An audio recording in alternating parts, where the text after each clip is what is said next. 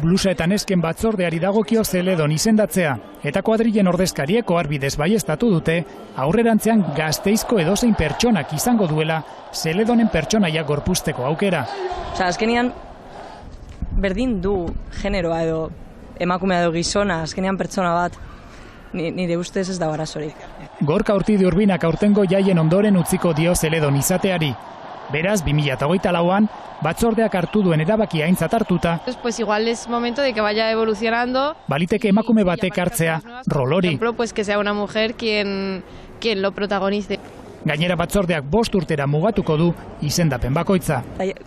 Generoa ez dau hain garrantzi handirik egia esan da, azkenean, jendea da, hain simplea, niretzat simplea da.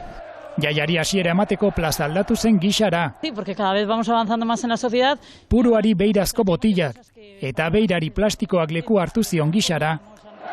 Yo creo que va a pasar lo mismo, que en un futuro diremos, y nos planteábamos, ¿eso era una noticia? Itxura guztia du berandu baino lehen, Zeledonen generoak ere albiste izateari utziko diola.